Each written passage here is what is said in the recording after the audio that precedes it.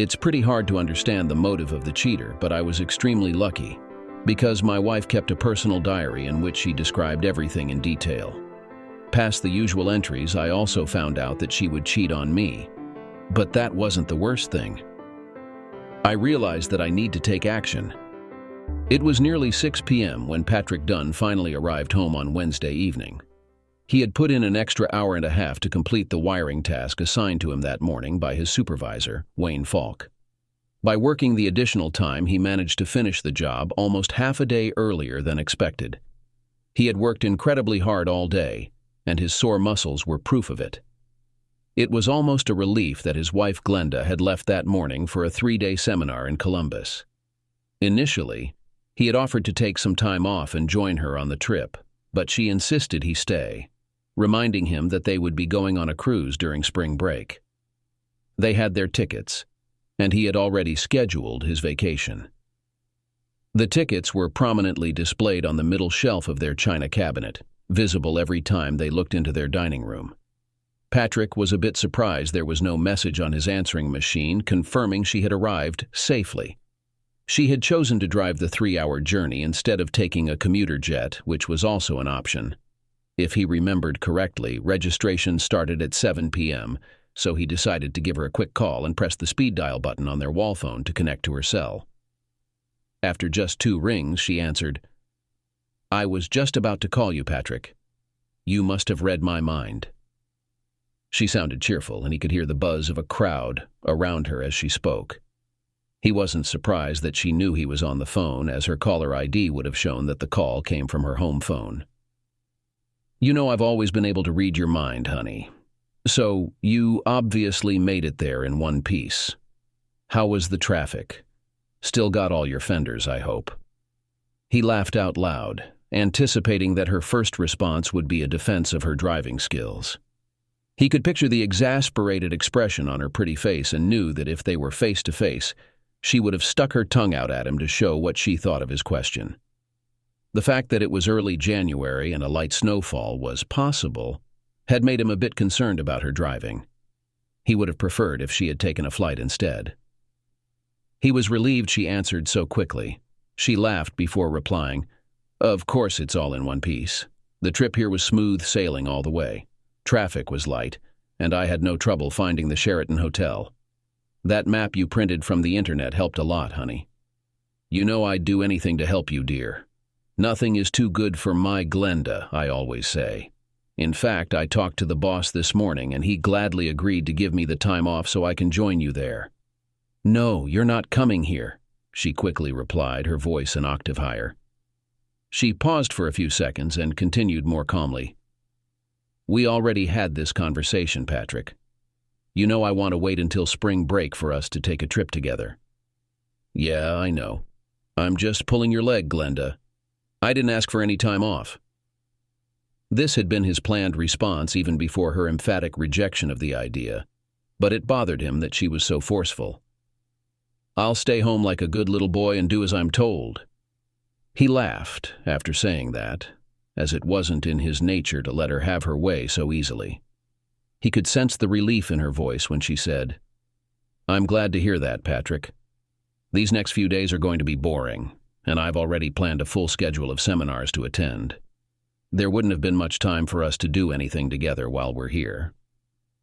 "You said I must have read your mind, Glenda. Did you want to talk about something?" "Oh, thanks for reminding me.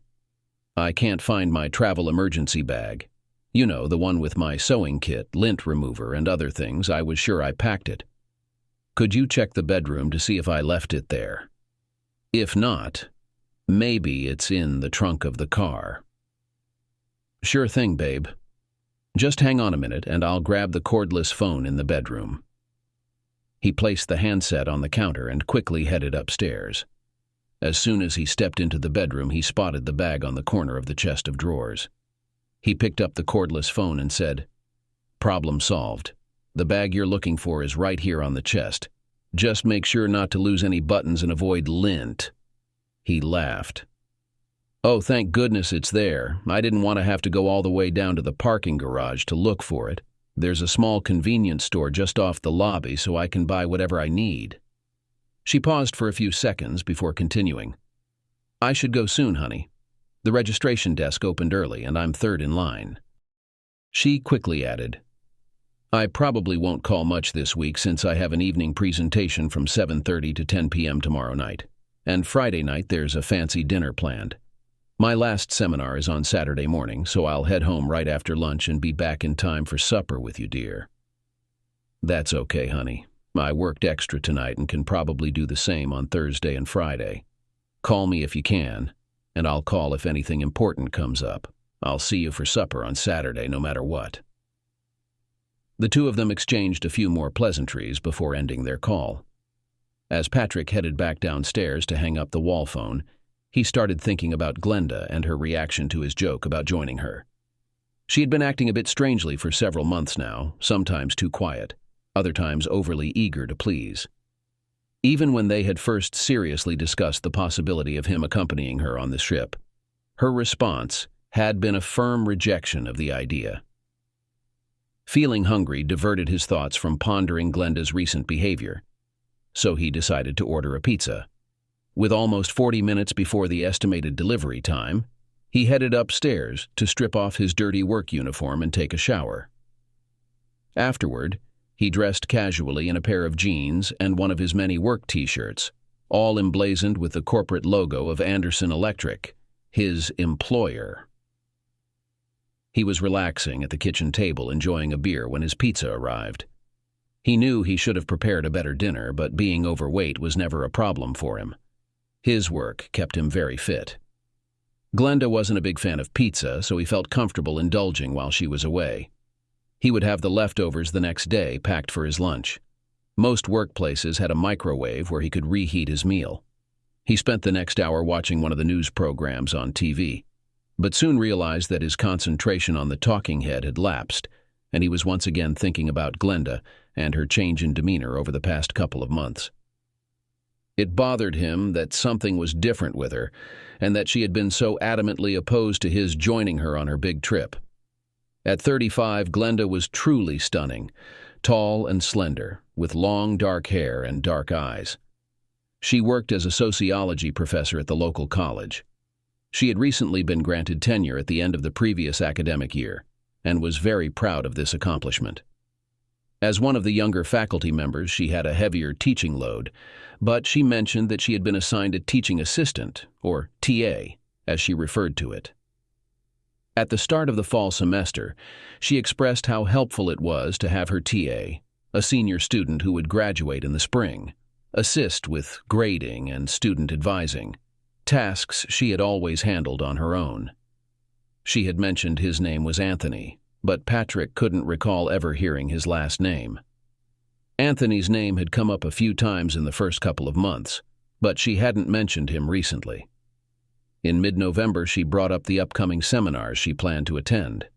These were scheduled for the week between New Year's Day and the start of the second semester, and were considered professional development, with most of the costs covered by the college. When he initially suggested that he could accompany her, she didn't object. But 2 weeks later, she decided she didn't want him to go with her, proposing instead that they take a trip during spring break. Reluctantly, he finally agreed with her firm decision. Little was said about the seminars over Christmas, and they enjoyed the holiday with family and friends. He noticed a few large envelopes of registration and course material arriving, and saw that her registration was quickly mailed back. It seemed she was eager for the trip, and she even started packing her suitcase a few days before New Year's Day. To be fair, she was always organized, so this was not entirely out of character for her. Just after 8 o'clock, he went back to their bedroom, intending to continue reading the book he had left unfinished on the bedside table. When he got there, he noticed the bag that Glenda had called about and decided to put it back on the closet shelf, where it was usually kept. When he picked it up, he saw it had been sitting on top of Glenda's diary, a book he thought she normally kept in her book bag. They had been married for 8 years, but he had rarely seen her diary, as she kept it securely hidden most of the time. He had once joked about reading it years earlier, just after they had married, but she had absolutely refused, making it clear that it was for her own private use. She described it as being the same as her thoughts or her memory, meant for her eyes only. They never discussed it again, and in fact, he had only seen it open in her hands a couple of times during their 8 years of marriage. Both times he had caught her by surprise, and the moment she saw him, she closed the book and snapped the little lock shut, effectively locking him out. Patrick suspected that she made entries in her diary while at her office at the college, though she might have done it at home while he was at work. Their schedules didn't overlap exactly. She was usually still at home when he left, and she had returned by the time he got off his shift. After returning the bag to the closet, he went back to the dresser and picked up the diary, the first time he had ever actually touched it. The book measured approximately 6 by 8 inches and was an inch thick. Bound in red leather, it was securely fastened with a hasp held by a small, brass-plated lock. As Patrick held the book, he realized it might contain the secret to Glenda's recent behavioral changes. Instead of placing the book back on the dresser, he took it downstairs to the kitchen where the lighting was better and carefully examined both the book and its lock. One of the first things he noticed was that only about a third of the pages showed any signs of use, while the rest remained pristine. Patrick found it hard to believe that this single book could encompass 8 years of diary entries from Glenda. He deduced that there must be additional, older volumes. After a few moments of contemplation, Patrick concluded that Glenda's closet was the most likely place to find the earlier diaries. They each had their own closet, and he never ventured into hers. With this in mind, he headed upstairs to their bedroom. After 5 minutes of thorough searching, he found a shoebox at the back of the top shelf. Opening it, he discovered a stack of red leather diaries. He promptly returned to the kitchen with his find. The first thing he noticed was that all the diaries were identical. Each one in the box had a small round white sticker on the spine, and the 6 books he found were numbered 1 to 6. The one currently in use was unnumbered. As he examined them, he saw that each diary was embossed with the name Coombs on the bottom of the back cover, a name he recognized as a local specialty store. He then observed that the 7 locks were identical, with no identifying numbers or marks. He wondered if they were all keyed alike. Another thought came to him, and he immediately turned to the shelf below the phone and grabbed the phone book. Within seconds, he found the phone number for Coombs Specialties. It was already 25 minutes to 9, and he wondered if they would still be open, as many stores in the downtown area stayed open late on Wednesday nights. The phone was answered after just 2 rings. Coombs Specialties, how may I help you? The voice belonged to a young woman, and she sounded genuinely helpful. Hello. I understand you sell a line of red leather diaries about 6 inches by 8 inches in size. Do you know if you have any in stock right now? I'd like to get one as a gift. I think I know which book you're talking about. Please hold, and I'll check if we have any on the shelf. She was gone for about 3 minutes before returning to say, Yes, we have 2 in stock. After confirming that the store would remain open until 10 p.m., Patrick hurried out to check one of the new diaries, hoping he could use it to acquire the little key that unlocked them. It was a gamble, but he knew that attempting to pick the lock would likely damage it. And Glenda would never let him live down the fact that he had tried to snoop in her diaries. In just over half an hour, Patrick was on his way back home with one of the red leather diaries and its key in the bag beside him. It was pricey, nearly $60, but he didn't mind the cost. It was a small price to pay if it helped him discover what was troubling his wife. He could always give her the new diary as a birthday gift. He already imagined she might be hiding an illness from him. She had done that once before when a pap test returned abnormal results, bottling up her worry instead of sharing it with him. It had turned out to be nothing serious, but knowing she had a mammogram in the fall lingered in his mind. Another possible cause for her distress, he thought, might be the conflicts among her college colleagues. He knew that if she were having trouble with a coworker, she would never tell him. Glenda believed in handling her own problems and decisions regarding her job. There was another possibility which he was consciously trying to avoid acknowledging but kept creeping into his thoughts. What if she was having an affair? As a trusting husband, he couldn't bring himself to entertain that idea and focused instead on other potential explanations. In many respects, they were an unlikely pair. He was slightly shorter than her, with blonde hair and blue eyes and a muscular build, while she was tall and slender. They knew each other from high school and had dated briefly. After graduation, their paths diverged. Patrick became an apprentice in the electrical trade, and Glenda pursued college and graduate school. They reconnected unexpectedly during her final year when they both attended a mutual friend's birthday party.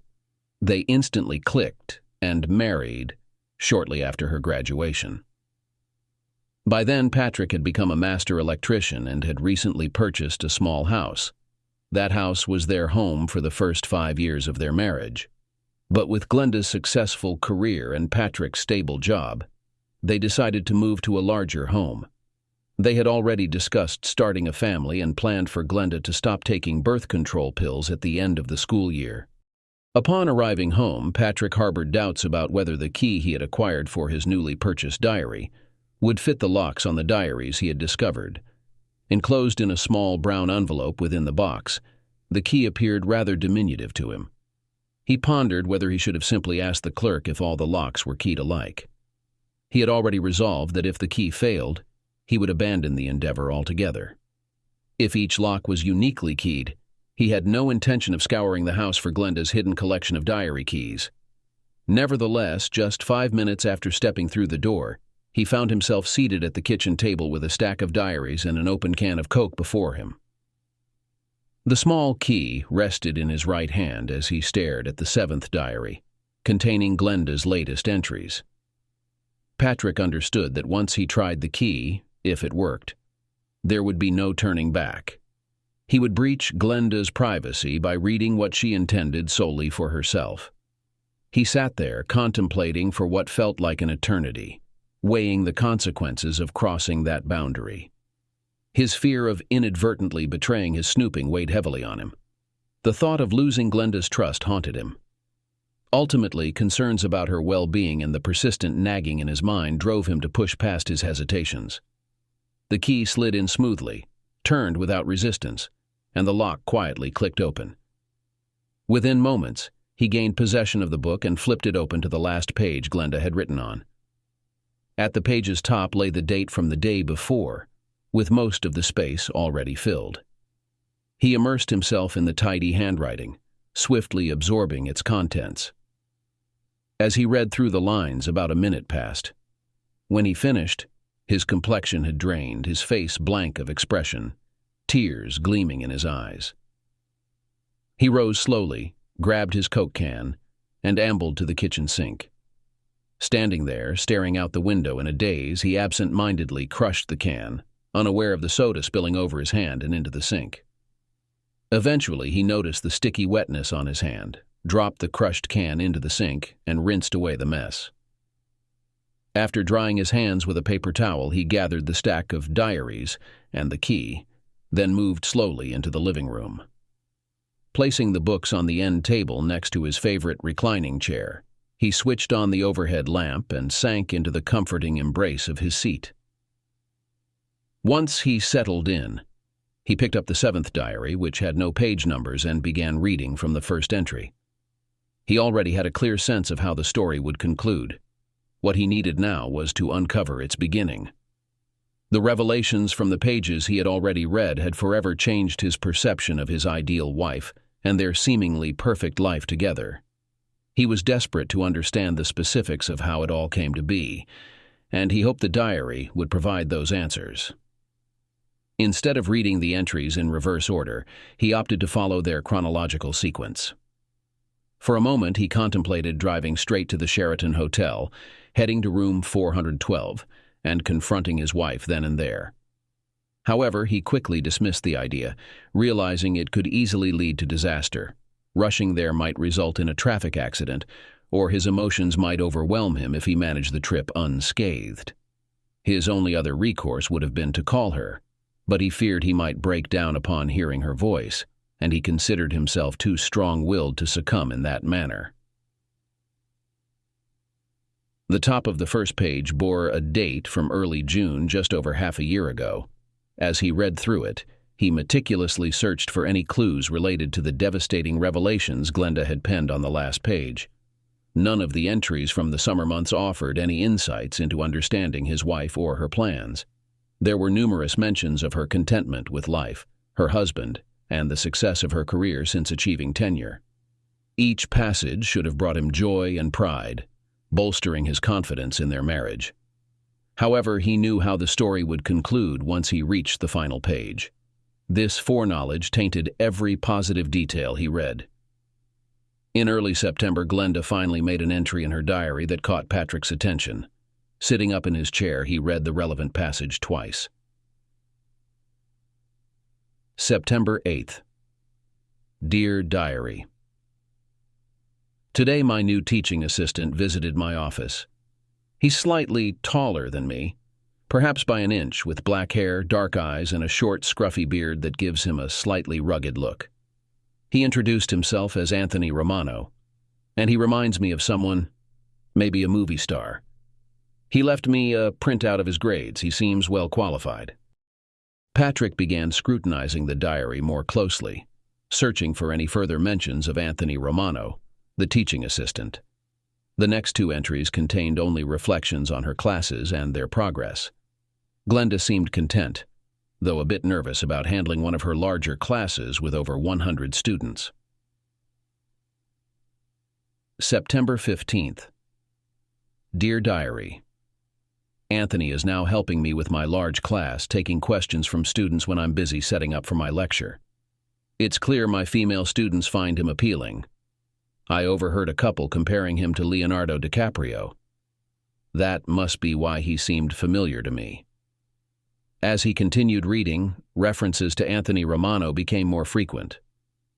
Patrick read more attentively, pausing occasionally to review certain passages. September 20th. Dear Diary. Classes are settling now. A few students dropped out, perhaps finding the course too challenging. I noticed Anthony sitting in the front row during my lectures, watching me intently. I'll need to give him more responsibilities. September 24th. Dear Diary. Had a few hours free this afternoon and was preparing reading assignments when Anthony dropped by. We worked together, making copies and selecting articles. The task was done quickly with both of us pitching in. The entry continued with a lengthy paragraph where Glenda mentioned her intention to discuss their future with Patrick, marking the first time he found this subject mentioned. September 30th. Dear Diary. Caught Anthony staring at me again during lecture today. I frowned at him and I'm sure he understood, but he just grinned and continued. After each class, several female students approach him with questions about the lecture. None seem interested in coming to me for information. I suspect they're more drawn to him than seeking help. Overall, my students are progressing well, which is a great relief. Though I've lectured before, the pressure feels greater now as a full professor to ensure their success. There were consecutive entries without mentioning Anthony, but they indicated her classes were going well. She appeared cheerful throughout, affirming her decision to discuss plans with Patrick. He recalled their first serious conversation about wanting children, which had occurred in autumn. Glenda aimed to complete her first year as a full professor without pregnancy concerns, so they agreed to start trying for a baby after the school year ended. October 8th. Dear Diary. I'm thrilled. Patrick and I have committed to starting a family, and I plan to stop taking birth control once the spring semester concludes. I shared this with Anthony, and he seemed genuinely happy for us. We were in my office when he approached, took my hand, pulled me to my feet, and gave me a tight hug. It caught me off guard. Gently pushing him back, I reminded him my office door was open and anyone could walk in. October 10th. Dear Diary. Anthony stopped by my office today, and I admit I'm a bit uneasy. I didn't notice him enter, only realizing he was there when I heard the door close and lock behind him. He smiled at me and remarked, "Now no one can interrupt us." I insisted he open the door, which he did. He lingered for about 15 minutes before leaving. I'm left wondering what he intended by locking the door. October 11th. Dear Diary, I was preparing quiz questions for my first-year class when Anthony dropped in again today. He stayed to assist, which was quite helpful. He apologized for locking the door yesterday, and I assured him it was fine. When I asked why he seemed so interested in me, he mentioned preferring the company of mature women over girls his age. I reiterated that I was happily married, yet I confess his words were flattering. The idea that he might find me more appealing than some of the younger women on campus stirs unexpected emotions in me. October 13th. Dear Diary, I was expecting Anthony at my office today, but he never showed up. I felt a little disappointed because I wanted to continue our conversation about his interest in older women. October 15th.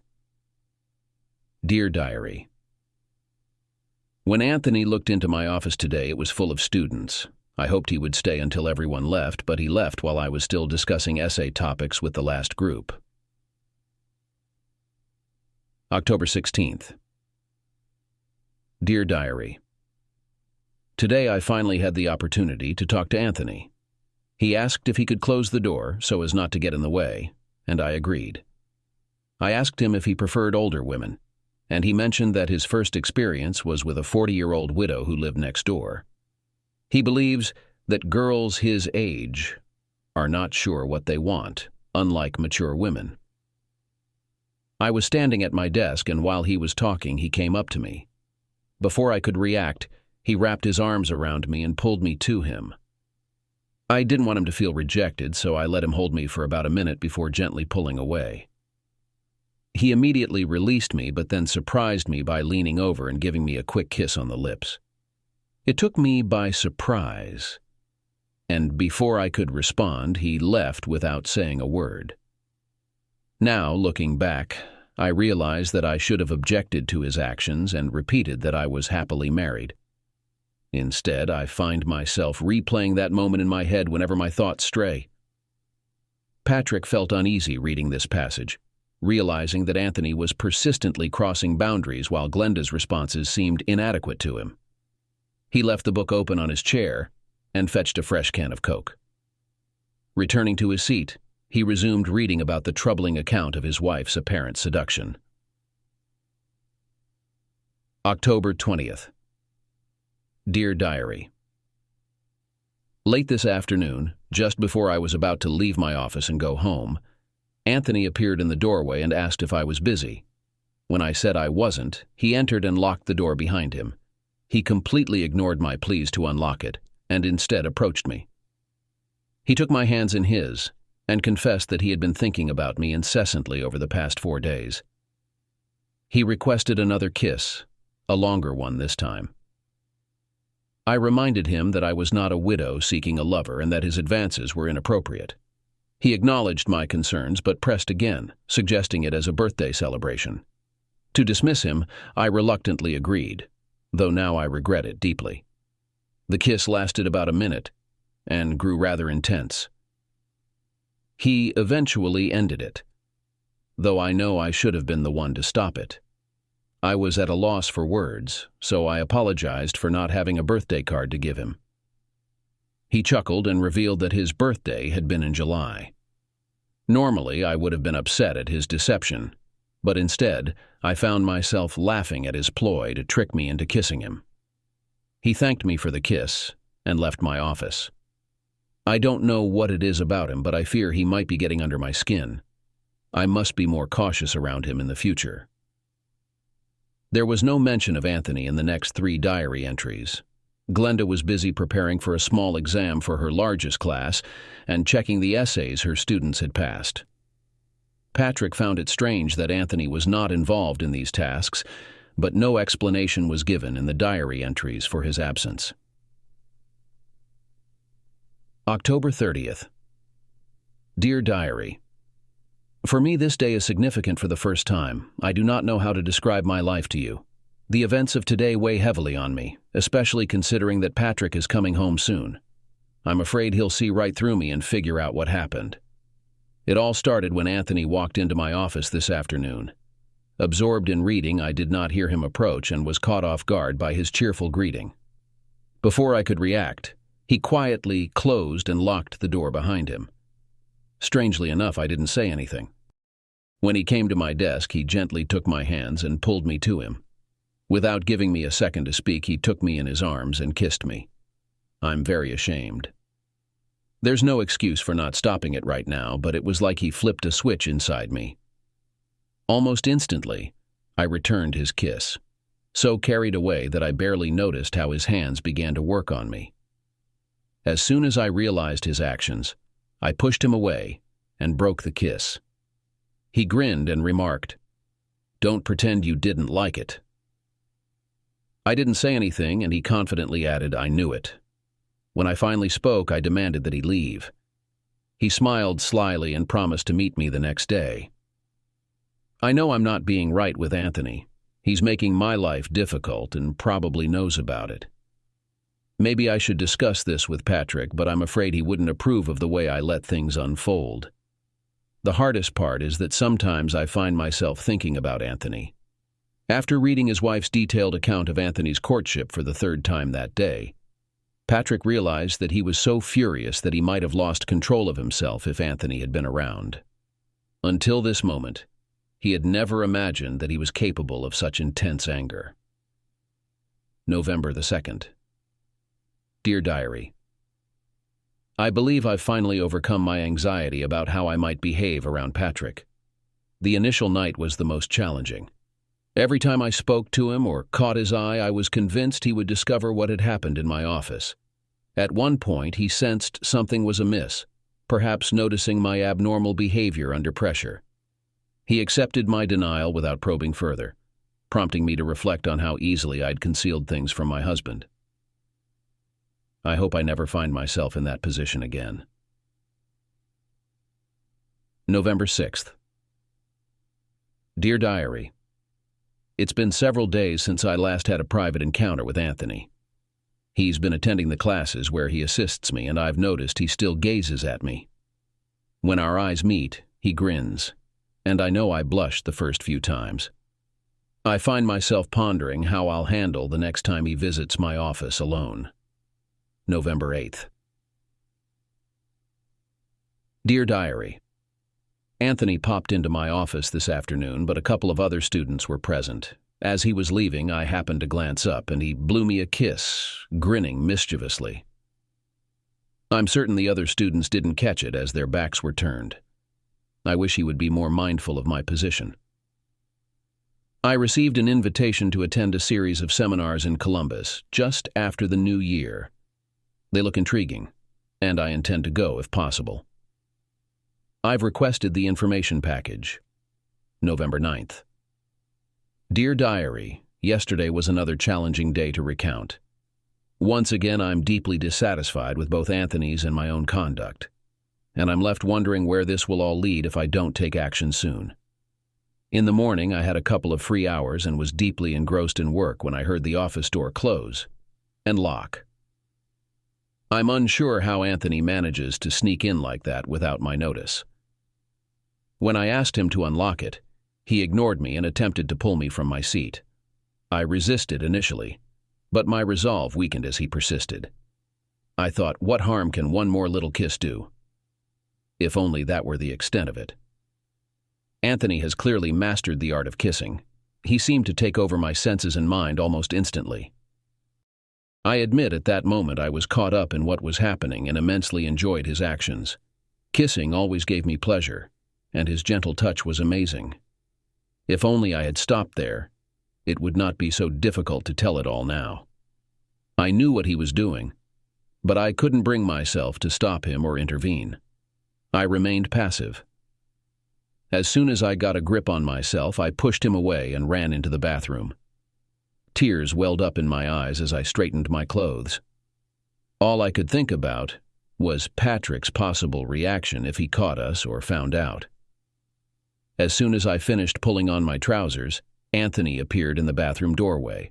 Noticing my chagrin, he abruptly left, refusing to apologize and offering to repeat the experience. I should have rejected the idea outright, but in such a frustrated state I couldn't find the power of speech until he was gone. I was most surprised by how calmly I managed myself in front of Patrick when he returned from work. I'm sure he had no suspicions, and I found it hard to believe I felt no tension while we conversed throughout the evening. Last night we were intimate, and it was as satisfying as ever. Perhaps my heightened arousal from earlier in the day still lingered. Alternatively, it's possible I wanted to reassure myself that Anthony doesn't compare to Patrick when it comes to intimacy. Once again, the diary entry for the day was devoted to the incident involving Anthony, and Patrick found himself reading it over and over again, and his anger increased again. Eventually, he turned the page and continued reading Glenda's diary. For a whole week, there was no mention of Anthony or anything related to Glenda's growing relationship with her assistant. In fact, Patrick noticed a distinct satisfaction in her notes. November 17th. Dear Diary God, I just don't understand what's going on with me. Anthony has such power over me that I never thought it was possible. I don't know if it's because of his harsh appearance or because of some of my flaws, but I can't seem to control myself around him. This afternoon, he came into my office and sat on the edge of my desk. I told him that we needed to discuss what happened the last time he was here, and he quickly agreed. He just sat there and watched me with a smile while I explained how inappropriate our intervention was. I reminded him that I was happily married and that my position as a professor could be in jeopardy if anyone found out about us. While I was talking, he just nodded and smiled. When I was done, I leaned back in my chair, feeling confident that he understood my position. Despite my rational approach and confidence that the issue was resolved, I felt a growing desire in me, just watching him sit and smile at me.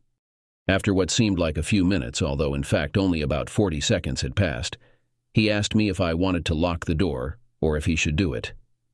I couldn't say a word, and after a short pause he got up, closed and locked the door of my office. Returning to my desk, he invited me to join him on the small leather couch in front of my bookcase.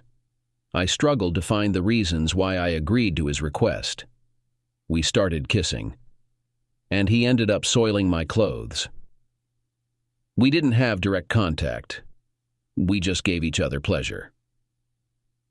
After tidying up his clothes, he took the napkins from me and threw them in the bathroom. I put my clothes in order and met him at the bathroom door. We exchanged a brief kiss before he thanked me and left. I'm in a difficult situation right now, not knowing what to do next. Part of me wants him to stop being my assistant, but the other part thinks that our actions were not completely wrong. I would never be able to admit this to Patrick, and fortunately there is little chance that he will ever find out the truth. My office on the 4th floor does not overlook other buildings, which ensures our privacy. Hopefully my emotions will settle down before I get home to Patrick. Patrick found reading the entry difficult, sensing that the situation had rapidly worsened. It dawned on him that he didn't know his wife as well as he believed. Determined, he decided to read through all her diaries, regardless of how long it would take. He went back to re-examine the 2 pages. By the time he finished, it was already 2 a.m. Realizing there were still many pages left, he couldn't set the book aside. Before diving back in, he called Anderson Electric, leaving a voicemail that he would be absent the next day due to personal matters. Though he hadn't yet decided what actions to take, he understood his life had irrevocably changed. Where love and dreams for the future once flourished, there now lay only a cold emptiness and rising anger. Before returning to the diary, he visited the bathroom to dispose of the last can of Coke and grabbed a fresh one on his way back to the living room. Not feeling tired, he knew it wasn't the caffeine keeping him awake. His mind raced, processing everything he had read. Glancing at the clock again, he marveled that it had been just 8 hours since his conversation with Glenda. the conversation that first aroused his suspicions. November 22nd. Dear Diary. Anthony came to the office this afternoon, but I made sure to maintain distance by staying behind the desk. He didn't press the matter and made no attempt to close the door. I've been feeling guilty these past few days, so I couldn't allow him to get close to me. I think he sensed my determination to keep things between us professional. I hope I can stay resolute. The following entries over the next few days made no mention of Anthony. Glenda seemed upbeat as the first semester neared its end. There were only a couple of weeks left, and she seemed eager for them to pass quickly. November 23rd. Dear Diary, I told Patrick about the seminars, and he's fine with me attending. He even suggested he might take time off to come with me. I'll consider it. Maybe we can find some things to do during breaks from the sessions. Patrick could tell there had been a complete turnaround in Glenda's decision about him joining her at the seminars between November 23rd and mid-December. He kept reading. November 25th. Dear Diary, Anthony was in the office again this afternoon asking if he could come to my home. I made it clear that would never happen. He then suggested I visit him at his shared house on 2nd Avenue with other students. I firmly declined that too. He left his name and number in case I changed my mind.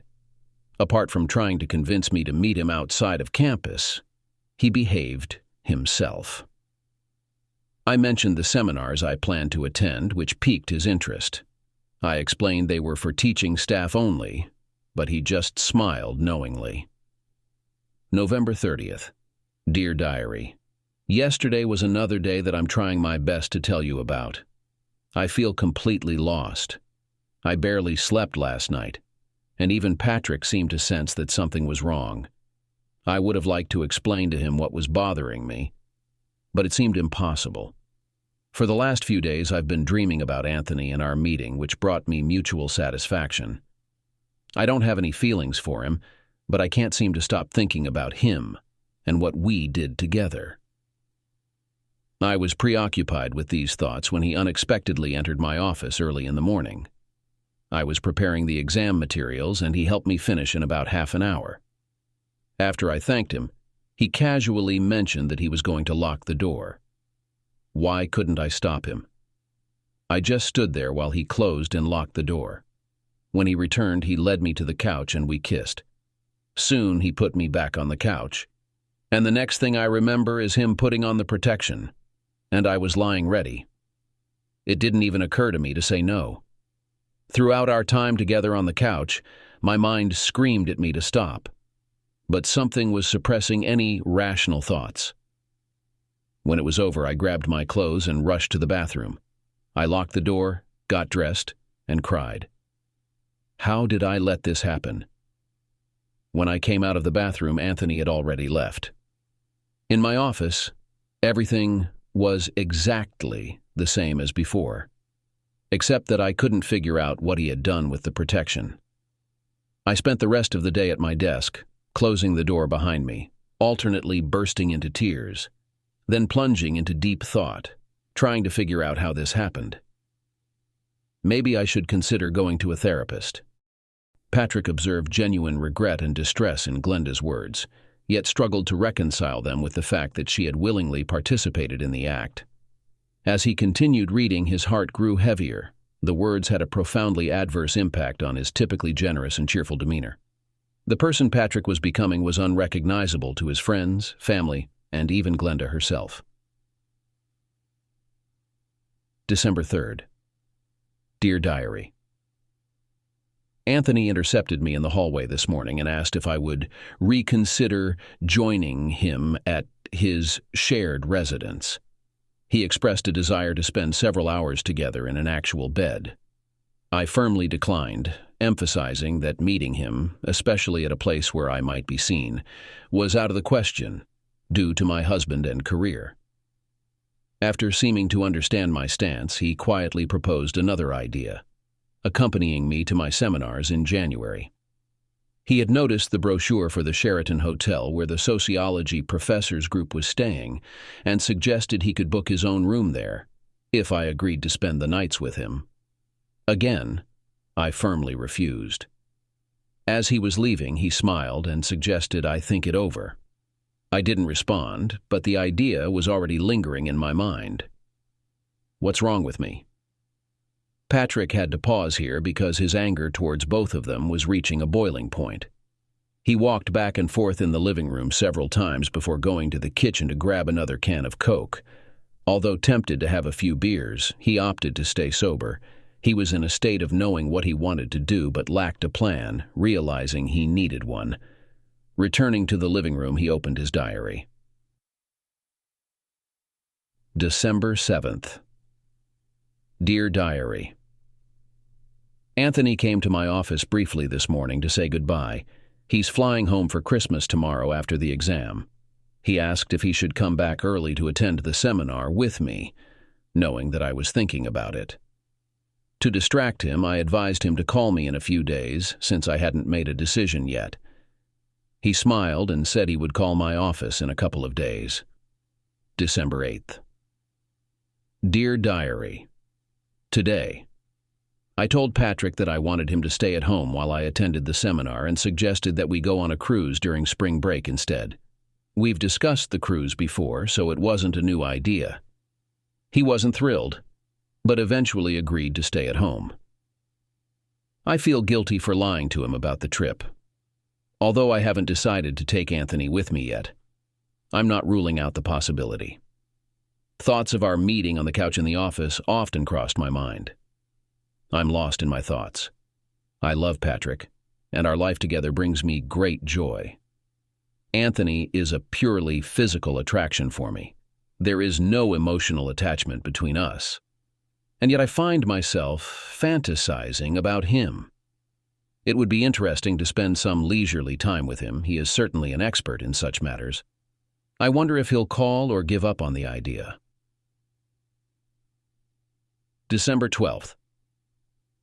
Dear Diary, Anthony called me at work this morning.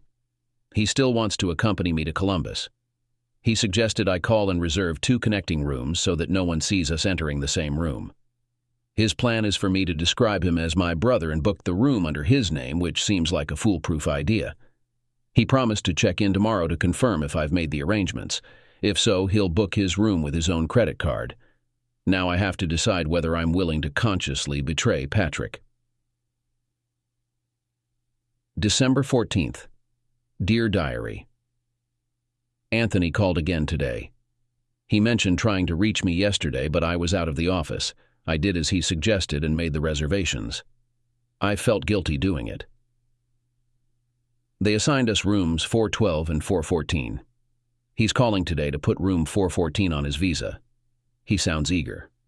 I can't say I'm excited, but I find myself anticipating it. Anthony will be leaving after the spring semester and won't be in the TA program anymore. I hope I won't be tempted to see him again after our 3 nights at the Sheraton. I don't know what it is about Anthony that attracts me this way. Many handsome men have shown interest before, but I've never been tempted. He must be one of those men who instinctively knows how to push all the right buttons. At least that's how it feels for me. God, I hope Patrick never finds out. It would devastate him. He doesn't deserve any of this. In the remaining days of December, several entries were recorded, yet only one made reference to Anthony or the arrangement he and Glenda had made to stay 3 nights at the Sheraton. It appeared that he had called her at their residence 2 days after Christmas. December 28th. Dear Diary, yesterday Anthony phoned me at home. I was surprised to hear his voice, but relieved that Patrick was at work.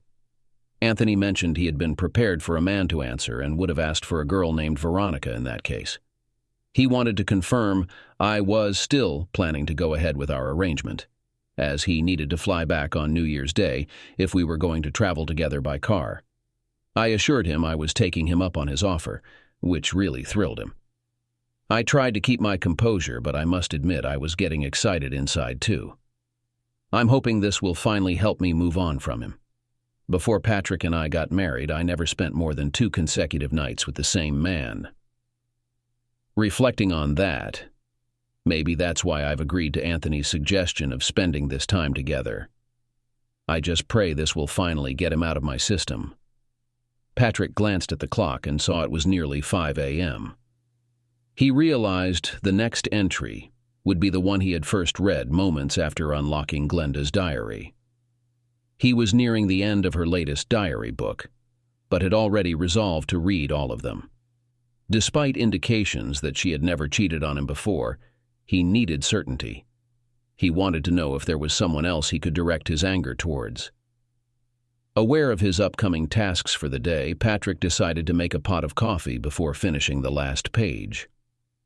Sleep could wait. With a fresh cup in hand, he returned to the living room to reread the final page of the book. January 3rd. Dear Diary, tomorrow marks the beginning of a significant event. I'm heading off for 3 days of seminars and planning to spend 3 nights with Anthony. I'll be picking him up before leaving town and dropping him off at his place on the way back. Thankfully, Patrick hasn't seriously pushed to join this trip. I'm unsure how I'd handle that. Patrick got me an online map to avoid getting lost on the drive. Today, while he was at work, I checked and found a Victoria's Secret store in the mall near the Sheraton. I could pick up a couple of attractive outfits to meet Anthony and rinse them out before returning to put them on for Patrick. I'm not thrilled about that idea, but he'll never know. I forgot to remind Anthony to bring more contraceptives. I won't take any risks of surprises for Patrick. If he forgets, we can stop at a pharmacy, likely at the mall near the lingerie store. We'll probably swing by there before checking in. It's surprising how excited I am for this trip. I wonder if Anthony expects me to try new things Patrick and I haven't. I'm not sure I'd like that without discussing it with Patrick first. Maybe I'll save any new ideas for our cruise and claim I'm just feeling adventurous. I have already started packing. I hope Patrick doesn't find it suspicious. I definitely don't want him suspecting anything. After reviewing all my thoughts today, I'm questioning if I can really go through with this. What happened in my office was impulsive. Planning even one night with Anthony feels different. I couldn't excuse it as a moment of weakness. I could still tell Anthony I'm backing out and cover his room and trip expenses. But right now that seems unlikely. I've been getting excited just thinking about it. Patrick completed reading the 7th diary and sat with his coffee, meticulously reviewing the details he had immersed himself in over the past 9 hours. During this contemplation, he began formulating a plan, a project to occupy him over the next 3 days. He had already resolved that his marriage was finished. Even if she reneged on her agreement with Anthony, he knew he could never trust her again. The mere idea of forgiveness seemed utterly inconceivable. As the hours slipped by, Patrick could sense his love for Glenda fading away, replaced by an exponentially growing hatred for Anthony. Just before noon, Patrick rose from his desk and retrieved his cordless phone. Returning to his computer, he dialed a number displayed on the screen. Pearsall Investigations. How can I assist you? The woman on the other end sounded highly professional, which Patrick immediately noticed. Do you handle divorce-related investigations? Patrick wasn't entirely certain of the correct term for the service he needed, but assumed it involved divorce cases. If you mean obtaining photos of unfaithful spouses and similar tasks, then yes, we do. Would you like to speak with an investigator? The woman's professional demeanor reassured Patrick. Yes, I would like to speak with someone. That's the type of service I'm interested in. The phone switched to a soft rock station as Patrick waited nearly 30 seconds before the investigator finally picked up. This is John Pearsall. I understand you're seeking evidence for a divorce. How can I assist you? The man's tone was brisk and businesslike, prompting Patrick to launch into his story without delay. Well, I suspect my wife is having an affair with a man at the Sheraton Hotel near the airport. I need photographic proof, and I'm curious about your rates. Patrick wasn't entirely sure how to phrase his request or what details were necessary. The Sheraton, you said? We can handle that. Is this ongoing? What time frame are we looking at? John inquired. Feeling more at ease, Patrick explained. My wife is there now. She'll be staying until Saturday morning. She's in room 412 and the man she's with is in 414. They have adjoining rooms. They were also there last night, but I only decided this morning to take action. She's attending seminars, and her companion seems to have tagged along. He wondered if the investigator caught his unintentional pun. John chuckled lightly before responding. I'll need a few more specifics. Could you provide their names and physical descriptions? Patrick described his wife and offered to send a photo via email if necessary. He had found the firm through their website but preferred direct communication to expedite matters. He also gave solo taderindigo, and a vague description gleaned from his wife's diary. This is quite simple, Mr. Dunn. We can place cameras in their rooms this afternoon and leave them there until they check out over the weekend. Installing the equipment only takes a few minutes, and I've just confirmed with our contact at the Sheraton. They'll allow us access to the rooms for a flat rate per entry. If you don't require us to monitor them continuously, there won't be any hourly charges. I believe a flat fee of $800 should cover it, assuming you only need photographic evidence. You mentioned cameras. Would it be cheaper with just one? I only need confirmation they've been together. In fact, I only want to check on them tonight. If there are photos showing they spend the night together, I'd like them by late tomorrow afternoon. Patrick hadn't considered the specifics and wasn't sure what else to ask. We don't know which room they'll use, so we need to place cameras in both. The cost is reasonable considering the quality of our equipment and incidental expenses. Paying a maintenance staff member to let us in twice, once to install and once to remove the equipment, will cost $100. I apologize, I hadn't thought this through. I've never done this before. I assume you'll need payment up front. I'll pay by credit card through your website, if that's acceptable. Patrick was now focused on getting everything arranged. The person he was dealing with sounded professional, and he preferred to handle things remotely rather than traveling. Using the website is fine. When you fill out the form, please reference case number 1372A to help our accounting. Once I receive your payment, I'll proceed with installing the cameras. We'll compile a DVD of the footage captured, and I'll need your name and address to send it to you. Patrick found the solution straightforward, but receiving the DVD wouldn't be very useful. Could you hold on to the DVD until I reach out? Right now I need photos as proof they're meeting there. Nothing explicit, just photos showing they're having an affair. Email them tomorrow, and I'll print them here. Understood, Mr. Dunn. I'll capture stills from the video streams. The DVD will stay in your file until you ask for it. Patrick provided his phone number, settled the credit card payment while on the call, and once confirmed, the investigator assured him they would promptly install the cameras. Content with the arrangements he had finalized with the private investigator, Patrick finally yielded to the exhaustion from his sleepless nights. He reclined on the couch and soon drifted off. By late afternoon, he woke up feeling somewhat rejuvenated, but distinctly hungry. After finishing some reheated pizza, he returned to his seat, unlocked the first of the 6 completed diaries, and began reading. Progress was faster now since he wasn't revisiting passages or dwelling on their contents. Having finished the first volume and stood up to stretch, Glenda called just before 10 p.m. Surprisingly at ease, they conversed without hinting at their concealed motives. After their call ended, Patrick pondered whether Glenda found it as effortless as he did to keep her intentions hidden. With his plans in place, executing what needed to be done felt straightforward, though he wondered when he might feel normal again. Before delving into the second volume, he reviewed his plans once more. Come Friday, he would attend to additional details, including a visit to the bank to sort out financial matters. Having already resigned from Anderson Electric and scheduled to collect his final paycheck the following afternoon, Patrick felt a sense of readiness for what lay ahead. After finally completing the second volume after 1 a.m., it took him considerably longer than the first book. He found himself constantly distracted by the unsettling thought that Glenda might be with Anthony at the Sheraton Hotel while he sat reading. His mind wandered from the text to the thrillingly vivid scene he was imagining. Exhausted, Patrick eventually decided to try to sleep for a few more hours. Knowing he couldn't rest in the bed he once shared with Glenda, he settled onto the sofa. Surprisingly, he managed to drift off and woke up refreshed at 7 a.m. After a quick breakfast, he returned to reading, starting with Volume 3.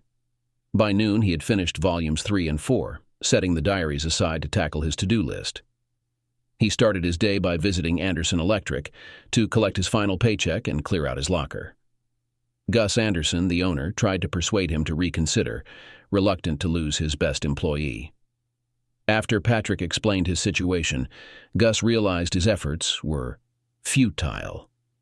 He reluctantly shook Patrick's hand and wished him well, extracting a promise that Patrick would consider returning to Anderson Electric in the future. His visit to the bank took longer than expected due to the paperwork. Eventually, he left with a cloth bag containing over $20,000, the maximum he could withdraw from their joint and personal accounts without Glenda's signature. Patrick had hoped for more, but this sum would have to suffice for his immediate needs. By the time he returned home around 4 o'clock, his first action was to check his answering machine. A message from Pearsall Investigations awaited him. Gathering his resolve, he dialed the direct line to John Pearsall. "This is John Pearsall. How can I assist you?" "Hi, this is Patrick Dunn returning your call. Were you able to set up the cameras, and did you get any results from them?" "Ah, yes, Mr. Dunn. We managed to place the cameras in both rooms yesterday afternoon, and I retrieved the results earlier today. Both rooms were empty when we visited, so the operation was quick." Patrick paused before asking, "Did you find anything significant on the tapes?" He held his breath, awaiting John Pearsall's response. "Well, Patrick, it's never easy for me to say this, but your suspicions have been confirmed. I believe we have ample evidence for your divorce proceedings. They spent the night together in your wife's room, repeatedly getting intimate. I've transferred the video files onto DVD, available whenever you're ready. You had mentioned wanting 3 stills from the footage, which I can email to you if you still want them." John's information brought tears to Patrick's eyes, surprising even himself. Despite all he had heard, having visual proof somehow transformed the situation from a possibility into reality. "Yes. Please email me the pictures. Thank you very much, Mr. Pearsall. If everything is settled financially, I suppose our business is concluded." "Yes, your payment covers everything. Are you sure you're okay?" Your voice sounds different from yesterday.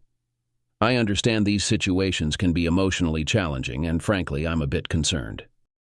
Patrick had composed himself, but there was a noticeable tension in his voice as he replied, "I'm okay, thank you. I'll inform you if I need anything else. Well, your lawyer will probably want a copy of this DVD, unless you decide to pursue a divorce on different grounds. Either way, we'll keep it on record for a year, or until we receive further instructions from you.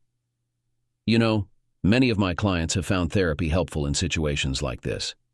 It's not my area of expertise, but I've heard that evidence like the DVD you have can be emotionally challenging, and a good therapist can assist in navigating through it. No need to worry, Mr. Pearsall. I have a plan for moving forward. Thank you for your professionalism." Patrick ended the call before John Pearsall could respond. His expression hardened into an inscrutable mask. He remained seated at the kitchen table until he heard the notification from his computer indicating new mail had arrived. Silently, he entered the room housing the computer and opened the email from Pearsall Investigations. After reviewing each of the 3 attached photos, he sent them to the printer, which he had loaded with 8x10 photo paper. Within minutes, he held in his hands the tangible proof of his wife's betrayal. As requested, none of the photos showed any obvious activity. In the first picture, Anthony Romano and his wife Glenda were together. Glenda stared into the camera with her eyes closed, while Anthony stood partially behind her. Clothes were scattered on one of the two beds in the room, and since the covers were not pulled back on either bed, this photo must have been taken before any intimacy was committed. In the second photo, both men were clearly visible. Patrick examined the picture carefully to capture the image of Anthony Romano in his memory. Both were wearing bath towels and white cotton robes with the Sheraton Hotel logo. Their hair was damp, suggesting that they had just taken a shower, perhaps together, Patrick suggested. There were obvious signs of use on one of the beds. Blankets and a sheet were lying on the floor. Although it may have been a figment of his imagination, Patrick thought he noticed a large wet spot in the middle of the bed. The third photo seemed particularly disturbing to Patrick. It showed compromising footage. Such a photo deeply disturbed Patrick, and he regretted that John Pearsall had not chosen a less dangerous photo for publication. This picture made Patrick mad. After carefully examining each photo for the last time, Patrick put them in the brown envelope he had prepared. Leaving the envelope on the kitchen table, he returned to his chair, where he had spent most of the last 2 days, and picked up the 5th diary. Shortly before midnight, Patrick completed the final 2 volumes of Glenda's diaries. Reflecting on all 6 volumes, he recognized how closely Glenda had always matched his understanding of her. There were few surprises in those pages. Nowhere did he find any hint that she had ever contemplated betraying him. Yet, he did uncover many of her secrets. Insights that shed light on past events and revealed her deeper insecurities, which he hadn't fully grasped before. Despite this, one thing stood out: her evident deep love for him. This made her actions with Anthony even more puzzling to Patrick. The only genuine surprise came when he discovered that their initial meeting at a birthday party years ago had not been coincidental. It was revealed in her diaries that Glenda, upon hearing that the guest of honor knew Patrick, had eagerly orchestrated his invitation. The rest, as they say, was history. Lost in his reading, Patrick hadn't noticed Glenda's absence or his own growing hunger until he finished. As he prepared a sandwich and poured a drink, thoughts of Glenda and Anthony replaying the previous night's events filled his mind, casting a dark shadow over his mood and reinforcing his resolve regarding the decision he had already made. Patrick had a restless night, possibly due to the heavy meal he had before lying down on the sofa, or the images of Glenda and Anthony that filled his thoughts whenever he closed his eyes. By 7 in the morning, unable to sleep any longer, he decided to start his day.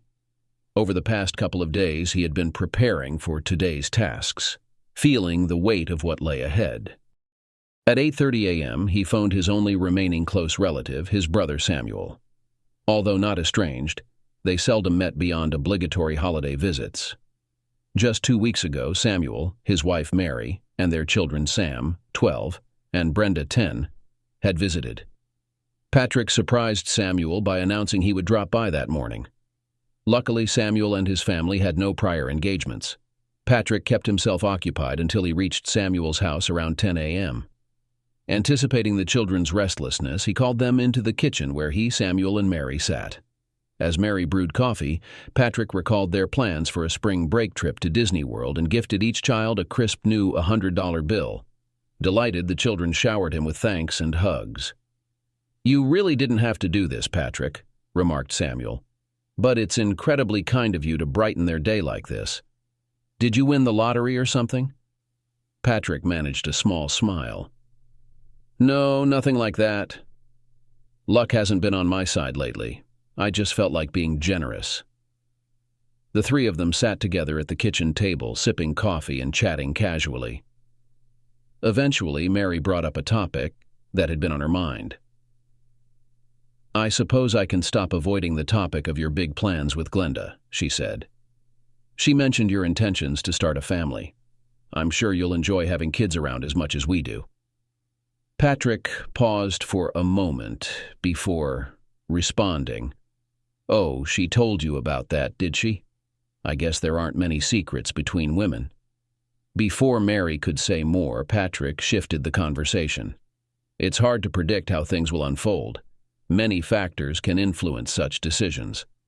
He smoothly changed the subject, turning to his brother to inquire about his job as a restaurant manager. After they finished their coffee a few minutes later, Patrick got up to leave. "If I don't see you before next Christmas, I hope everything goes well for you," he said, shaking his brother's hand briefly and giving Mary a quick hug. "I'll keep you both in my thoughts." With that he departed, exchanging goodbyes as he walked to his car. As Patrick drove away, Samuel turned to Mary, puzzled. "I wonder what that was all about. Something seems to be bothering him, but he didn't seem eager to discuss it." Mary didn't sense anything unusual. "Patrick's probably just passing the time until Glenda returns from her courses tonight," she replied. They walked back home hand in hand, continuing their discussion about plans for the day. Just before 6 p.m., Glenda Dunn arrived home and parked in the driveway. She was surprised to find Patrick's car missing. Hurrying in through the side door into the kitchen, she had imagined their reunion after her return. But the silence that greeted her rattled her slightly. Finding herself alone at home was unexpected. Yet, she saw it as an opportunity to unpack and put her clothes in the washing machine. She contemplated taking another shower, unsure if the mornings had fully washed away the remnants of Anthony. Passing the kitchen table, she spotted a note held down by a salt shaker. She recognized Patrick's handwriting and picked it up. "Glenda, Gus called me from the office this morning. He's short-handed for a rush job in Centerville, so I agreed to help out. The overtime will be good. I'll be back tomorrow afternoon. Patrick." Glenda felt a mild twinge of disappointment despite realizing the note allowed her to accomplish her tasks before Patrick returned. She left it on the kitchen counter, took her bag upstairs, and began sorting her laundry. Opting for a long hot bath instead of a shower, she settled into her evening routine. She transferred the items she needed to wash into the laundry basket and was carrying it toward the bedroom door when she noticed her diary on top of the tall chest of drawers. She immediately remembered she had left it with her emergency bag on Wednesday and picked it up to take downstairs with her. She was relieved to find it where she had left it, undisturbed. She had intended to keep it updated during her trip but had been unable to do so because she had forgotten it. She realized where it was when Patrick told her where the emergency bag was, and she distinctly remembered placing both items there. Patrick had obviously put the bag back on the shelf, but had left her diary where it was. She decided to update it while doing the laundry, as it was still a bit early to relax in the tub. While the washing machine removed the last traces of Anthony from her clothing, Glenda prepared herself a sandwich and a bowl of soup. After finishing her meal, she put the dirty dishes into the sink and went to the telephone, pressing the preset button to call Patrick's cell phone. It rang twice before she realized the sound of a cell phone ringing was coming from the wicker basket on her kitchen counter. The basket was used by both of them to store their keys, cell phones, and sometimes even a wallet or spare change. After she hung up the phone, she walked over to the counter and picked up Patrick's cell phone from the basket. "Damn, how am I going to get hold of you now?" It was a purely rhetorical question, and after asking it, she went back to the kitchen table and pulled her diary in front of her. The small brass key that would open the diary was in her wallet, attached to a piece of red yarn, and she quickly used it to undo the lock. Once the lock was removed, she opened the book to the first blank page, picked up her pen, and began to write. January 7th.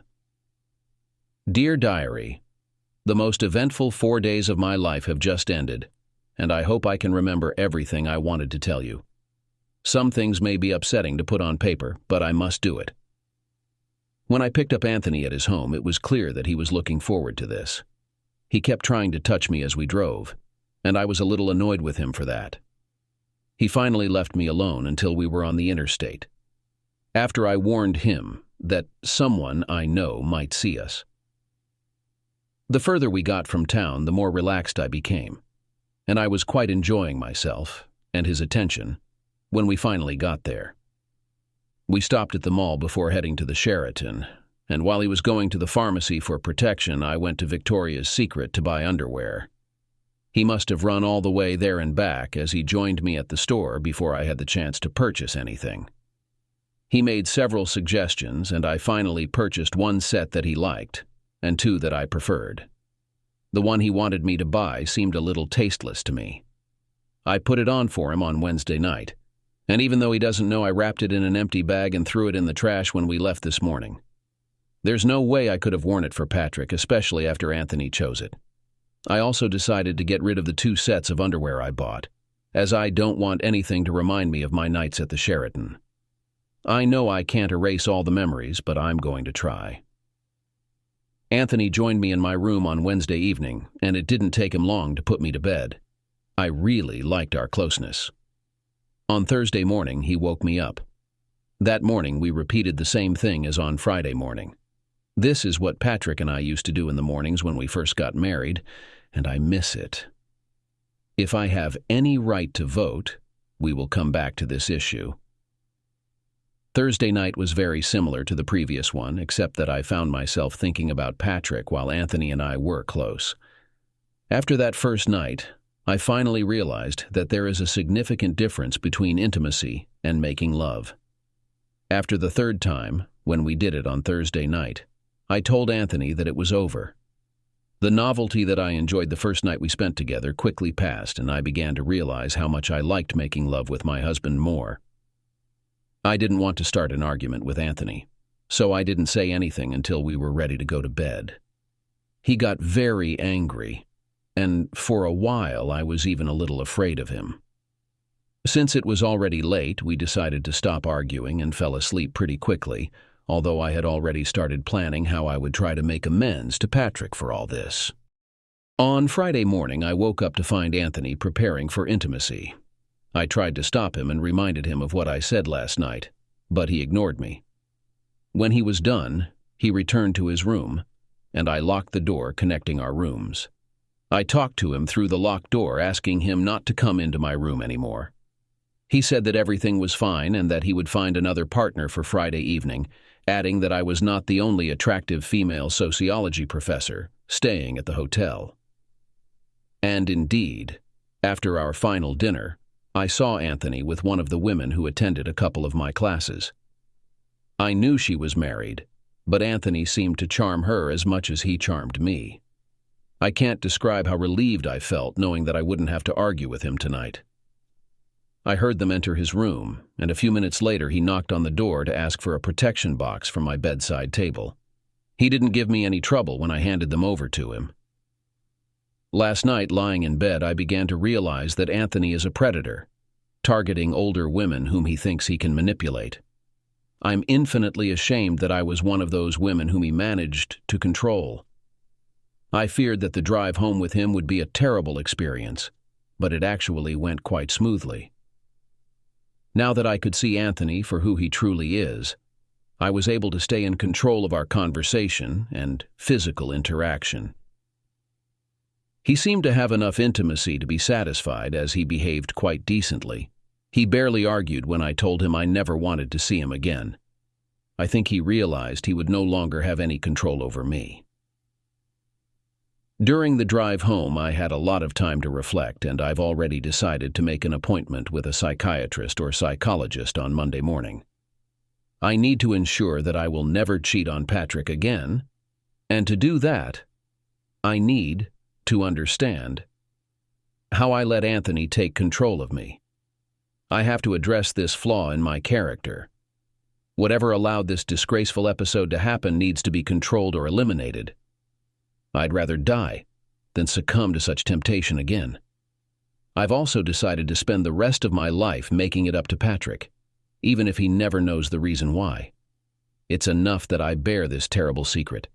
I can only pray he never finds out. There's one more decision I've made. If Patrick agrees, I intend to stop taking the pill when my current prescription runs out in 12 days. The thought of having children excites me, and it no longer makes sense to wait. When Glenda finished writing her lengthy entry, she used her pen as a bookmark, left the book on the table, and went upstairs to prepare her bath. She took her cordless phone into the bathroom with her, in case Patrick called. Once the bathtub was filled to the right level, she added some bath oil, lit a few candles, and slipped into the water. As she lay back in the tub, she finally closed her eyes, letting the warm water relax her. She felt so comfortable that she was almost asleep when she had the sensation of being watched. Slowly opening her eyes, she turned her head to look back into the bedroom, but no one was there. She returned to her state of relaxation, thinking about how she could make it up to Patrick for her foolish relationship with Anthony. An hour later, she came back to the kitchen feeling fully refreshed.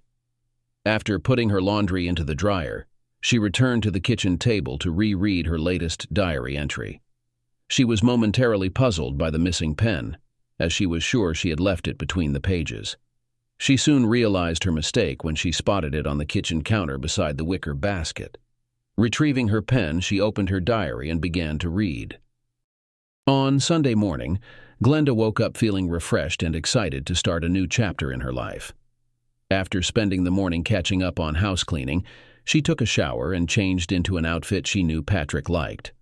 By mid-afternoon, she was relaxing at the kitchen table with a cup of coffee while a large roast began cooking in the oven when a knock at the side door interrupted her. To her surprise and alarm, she saw two large men at the door. One was a young uniformed police officer standing to the side with his hand on the butt of his holstered gun. The second man, slightly older and dressed in a suit and topcoat, held up his police identification. "I'm Detective Rankin, and this is Officer Reynolds. We're with the Springfield Police and we're looking for Patrick Dunn. Is he at home?" The relief on Glenda's face was obvious as she quickly replied, "Patrick is at work right now. When I saw you, I was afraid something had happened to him. I'm his wife, by the way. Maybe I can help you." The two men exchanged a quick glance before the detective said, "Perhaps we should come inside. It's a bit chilly out here." Glenda stepped away from the door and said, "Certainly. Come right in." She led the two men into her kitchen and then asked, "Why are you looking for Patrick?" Concern returned to her face as she added, "He isn't hurt, is he?" Detective Rankin quickly replied, No, nothing like that. As far as we know, your husband is in good health. We just need to speak with him about a case we're working on. Are you sure your husband is at work?" "Well, of course I'm sure." She walked over to the counter and picked up the note Patrick had left for her. Handing it to the detective, she continued, "You can read his message yourself. It was waiting for me when I came home from a trip last night." Officer Reynolds positioned himself by the counter, where he had a clear view of the rear entrance and the entire kitchen. His hand remained on the butt of his weapon. Detective Rankin handed him a note, and after Officer Reynolds read it, he returned it. "Do you mind if I keep this, Mrs. Dunn?" he asked. When she shook her head, the detective placed the note in the zippered case he was carrying. Glenda's curiosity overcame her, and she nervously inquired, "Why do you need to speak to Patrick? What interest could the police possibly have in him? He's never been in any trouble." The detective responded, "We received a phone call this morning in the homicide department reporting a murder. The call was recorded and the number was traced back to your husband's cell phone. We are currently working with his cell phone provider to determine his location when the call was made." Relief spread across Glenda's face as she said, "Well, you must have made a mistake.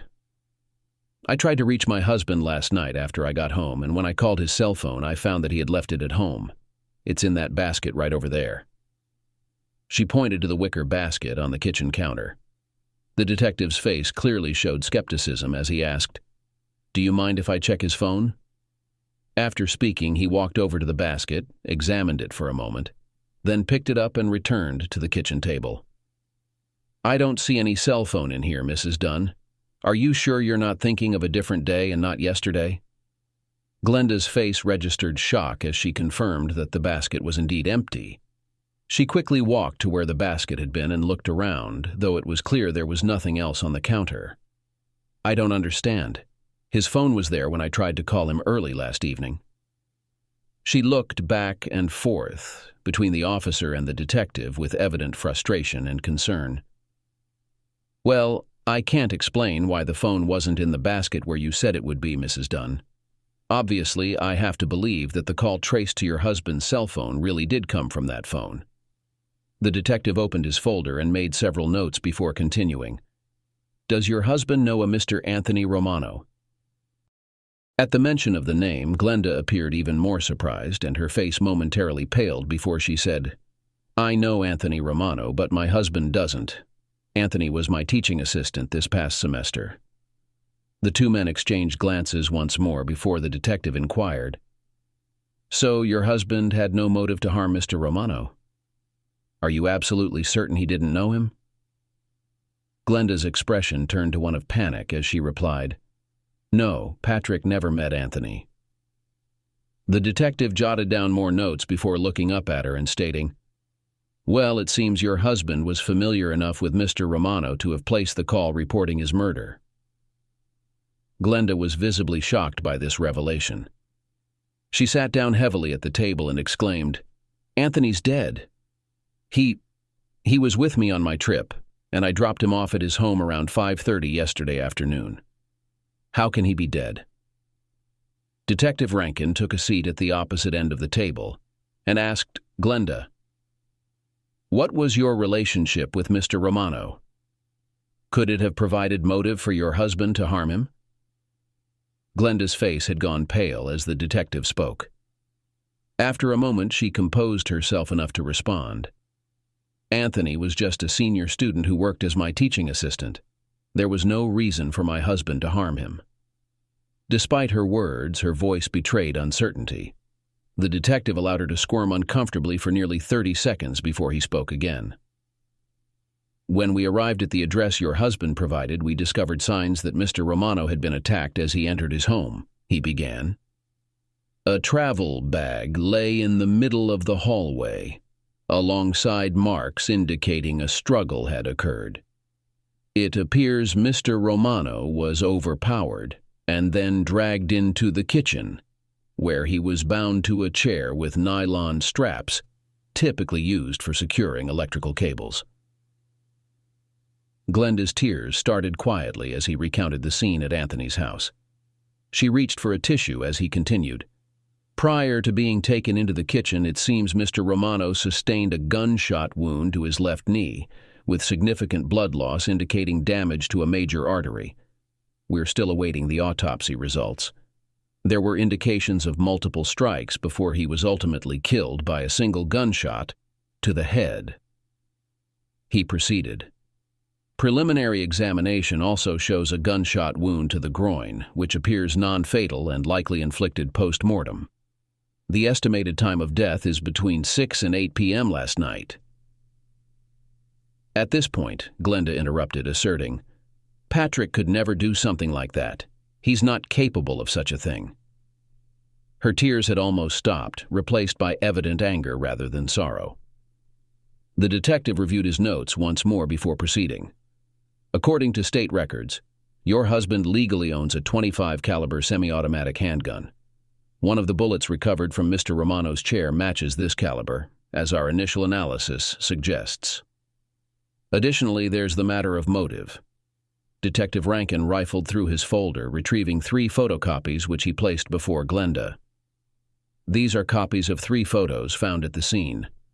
They were positioned next to Mr. Romano, indicating he saw them shortly before he was killed. Blood spatter suggests they were there at the time of the fatal shot. I believe you haven't been entirely truthful about your relationship with Anthony Romano, or your husband's involvement with him. Glenda took the photocopies, her expression turning to shock as the detective continued. As the realization of what the photos depicted sank in, she began to cry. No! Patrick couldn't have known. Just as the detective was about to proceed with more details from the crime scene, his phone rang. He spoke briefly, jotting down notes as Glenda fell silent, now sitting with her face in her hands, sobbing quietly. After finishing his notes, the detective glanced up at Glenda and relayed the information. Your husband's call originated from Windsor, Ontario. Local police there, collaborating with the cell phone company, recovered his phone along with his credit cards and a .25 caliber handgun registered in his name. They found these items in a cloth bag inside a garbage can in the parking lot of a Walmart superstore. They didn't locate him or his car, but they did find his license plates discarded in the same trash. They suspect he might have swapped plates to avoid detection in Ontario traffic. Glenda found no comfort in this news, her tears unabated as she sat at the table. After observing her silently for a few moments, the detective pulled out another photocopy from his folder and placed it before her. It was a photo of a small brass key, alongside a ruler for scale. There was this key in the photographs. We're not sure of its significance. Does it look familiar to you? Glenda glanced at the photo and swiftly retrieved her purse. Within seconds, she produced a key from her wallet and held it beside the one in the photograph. At that moment, she lost her composure completely and slumped back into her chair. The only discernible words she managed to utter were, "diary," and "Patrick." The two men remained with Glenda for nearly 15 minutes until she settled down. Eventually, they managed to persuade her to phone someone who could come and stay with her. Once it was confirmed that her sister would arrive shortly, they departed. As they made their way back to their cars, Officer Reynolds asked, "Do you think they'll catch him soon?" "It all depends on how well he can evade capture over the next few weeks. Since he hasn't committed any crimes in Canada, I'm not sure how high a priority their police will give to finding him. He's not a serial killer after all. If he manages to stay hidden, the longer he stays on the run, the lower the chances of his being apprehended. If he's still at large in 6 months, we might need to consider putting the case on TV. Those most wanted programs often yield good results." Officer Reynolds pondered this response for a moment before asking another question. "What's your take on her story about the cell phone? It seemed to me she was genuinely convinced the phone was there last night." "Yes, I agree. I don't think she was lying or mistaken about that. My guess is he returned here but for some reason didn't follow through with his plans. While he was here, he probably spotted his cell phone and decided impulsively to take it with him." The officer in uniform appeared somewhat puzzled as he queried, "If he was here, why wouldn't he have informed her? It's hard to understand why he would return only to take the cell phone." Detective Rankin paused, gazing at the younger man, and remarked, "Consider this. Patrick Dunn has just murdered her lover and returned home. The only plausible reason for his return would likely be to harm her as well, perhaps even ending his own life. I'm not sure what changed his mind, but I highly doubt he simply returned for his cell phone." Reynolds nodded slowly as he processed the detective's words. Eventually, he commented, "I imagine Mrs. Dunn will soon realize how narrowly she escaped danger and will question why she wasn't harmed. I wonder how she will cope with that."